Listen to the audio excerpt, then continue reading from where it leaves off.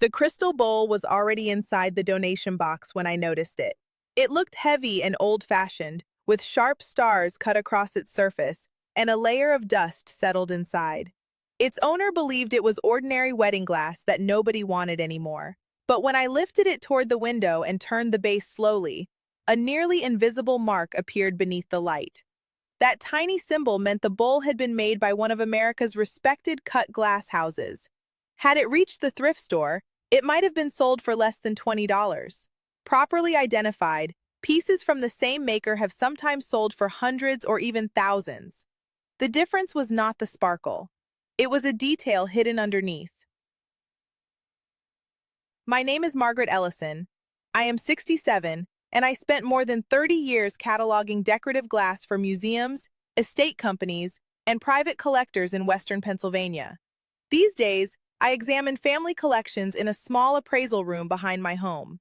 The shelves contain old factory catalogs, pattern books, auction records, and photographs of marks that have almost disappeared with age. I have handled crystal carried into elegant auction rooms and crystal pulled from damp basement boxes. The most painful mistakes usually happen when a family assumes that anything unfashionable must also be worthless. Old cut crystal should never be judged by brightness alone.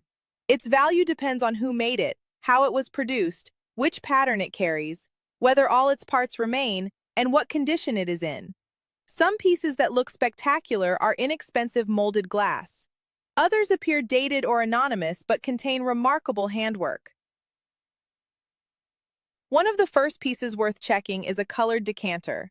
A ruby, cobalt, amber, or emerald decanter may look like decorative glass from a later period, but hold it near a lamp and examine the grooves. If the body is colored while the inside of each cut appears clear, you may have what collectors call cut-to-clear crystal. This was made by placing a thin colored layer over clear crystal. A skilled cutter then ground through the colored casing, exposing the transparent glass beneath it. Producing an even casing was difficult. If the outer layer varied in thickness, the finished pattern could become uneven or muddy. Modern cut-to-clear decanters from recognized companies may bring a few $100s. Earlier American examples from the Brilliant period can sometimes sell for approximately $1,500 to $5,000, depending on the maker, form, rarity, and condition. Ruby stems associated with respected makers such as Dorflinger may also sell for several $100s each. But before assuming the color is valuable, inspect worn areas.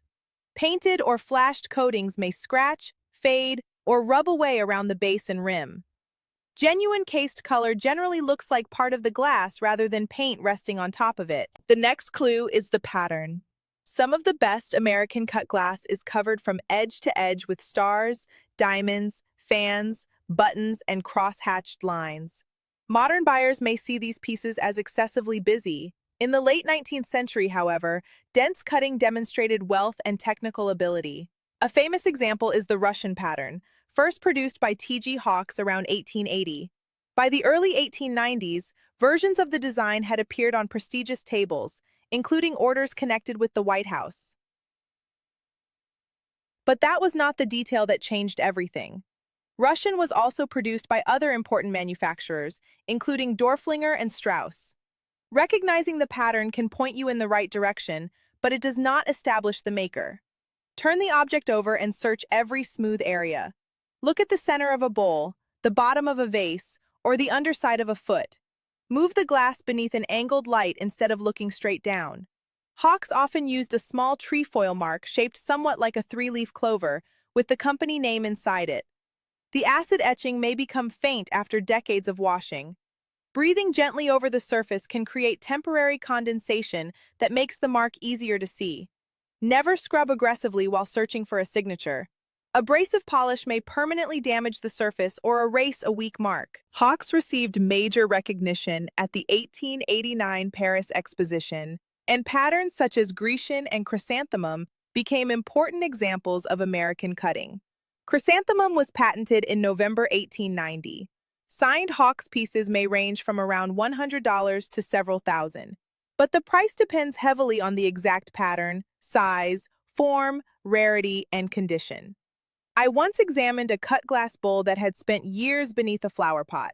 Its interior contained mineral deposits, and the family expected me to declare it worthless. Under a bright lamp, I found a worn hawk's mark. The damage limited the bowl's value, but it helped us identify a matching compote stored elsewhere in the house. That second piece was clean, complete, and undamaged. The lesson was simple. Examine related objects together. A damaged piece may contain the clue that identifies a better one. Large serving trays and punch bowls also deserve attention. They are rarely used today, which means families often place them at the back of cabinets or in estate sale boxes. Libbey became famous for large and ambitious cut glass forms. The company received recognition at the 1893 World's Columbian Exposition in Chicago. Some period trays measured more than 17 inches across and required complicated cutting over a broad surface. For the 1904 St. Louis World's Fair, Libbey's craftsmen created an enormous punch bowl service from a massive blank, grinding away many pounds of glass by hand. The finished set included 23 cups and was valued at approximately $2,700 in 1904. It is preserved by the Toledo Museum of Art. Your serving tray is unlikely to be that exhibition masterpiece, but it may carry evidence of the same company. From the late 1890s, Libbey frequently used a mark containing the company name with a sword or saber-like symbol. Search the broad, polished sections of the base. Now consider the object with no signature. Many owners turn over a bowl, find nothing underneath, and immediately dismiss it. That is a mistake. A large portion of American brilliant period glass was never marked. Some manufacturers signed only part of their production, and acid-etched marks may fade after generations of washing. Dorflinger produced exceptional crystal without marking every piece. Tooth Hill sometimes used a script signature, while Dorflinger used several identifying devices. Still, a blank base does not prove that the cutting is poor. Unsigned crystal is harder to attribute and usually brings less than an identical signed example. Even so, the craftsmanship should be examined. Look at the depth of the cuts, the precision of the stars, the polished surfaces, and the way separate elements meet. Handwork may show tiny variations. One star may sit slightly higher than another, or a border may narrow as the cutter completes the design. Those differences can reveal human workmanship rather than a molded pattern. This brings us to one of the most important tests, deciding whether the piece was cut by hand or pressed in a mold. Pressed glass can be collectible, but it was produced more quickly. Molten glass was forced into molds that created decorative patterns resembling cutting. Run a finger carefully over an undamaged section. Hand-cut edges are often crisp and sharply defined. Molded patterns usually feel smoother and more rounded. Look along the sides and around handles for a faint seam where sections of the mold joined. Do not rely entirely on the familiar ringing test.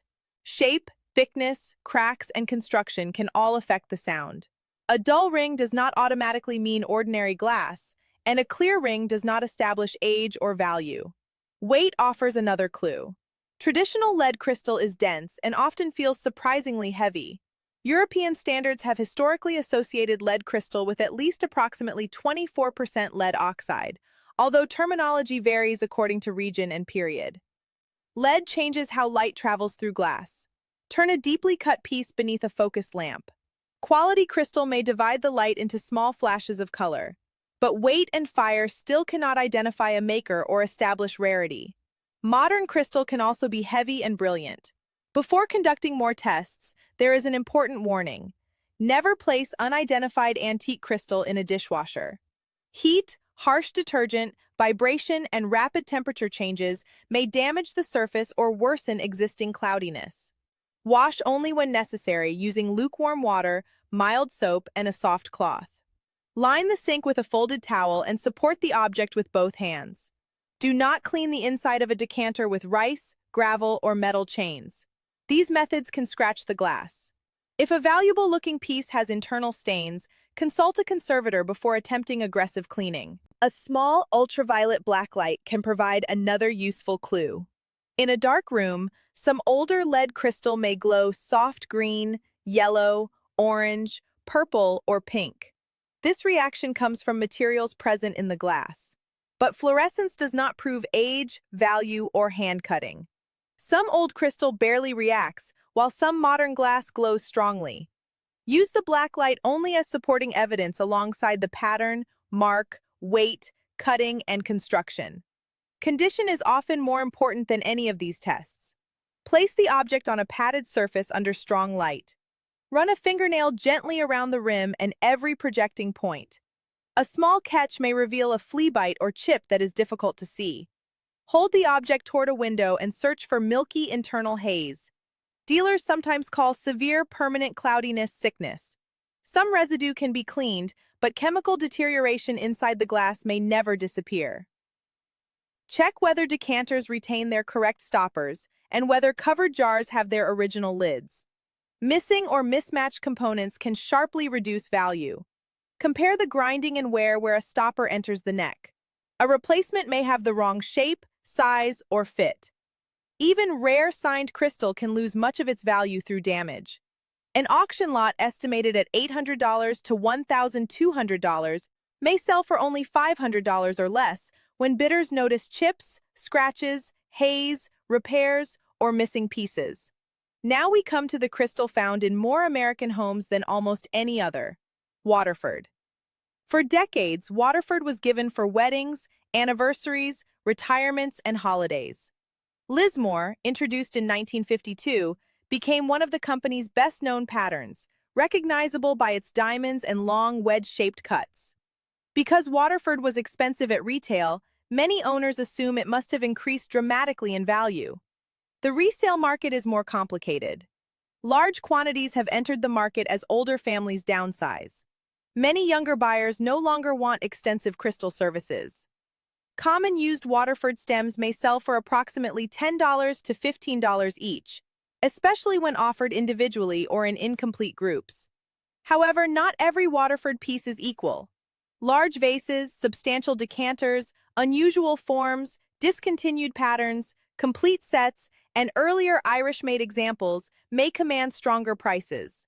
Some impressive pieces or collections may approach several $100s, while exceptional rarities can bring more. Look for the etched Waterford name near the base, but remember that older marks may be faint. Do not trust a paper label alone because labels can be transferred.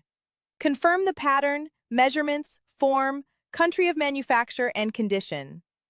Before selling any crystal, photograph the front, base, signature, pattern, rim, and damage. Record the exact height and diameter. Compare completed auction sales rather than optimistic asking prices. A seller can request $2,000, but only a completed sale shows what a buyer actually paid. Seek specialist help when you find a respected maker's mark.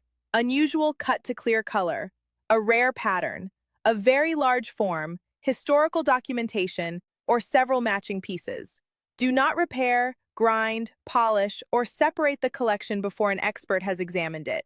Here's the inspection order I recommend. Turn the piece over and search for a mark. Identify the pattern using reliable references. Feel the cuts and check for mold seams. Consider its weight and brilliance. Use ultraviolet light only as an additional clue. Examine every rim, point, handle, stopper, and lid.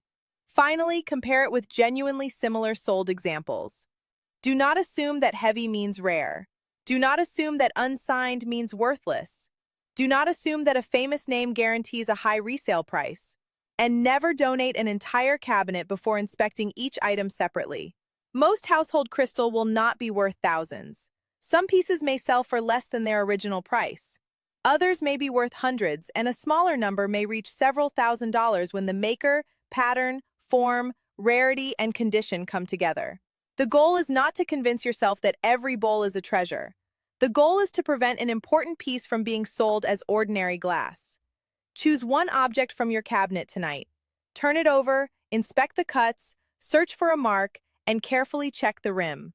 Which piece in your home has the strongest family history, and who first owned it? Subscribe for more practical guides to overlooked antiques, because next time we will examine the old glass colors collectors recognize immediately and the modern imitations that can fool an inexperienced buyer.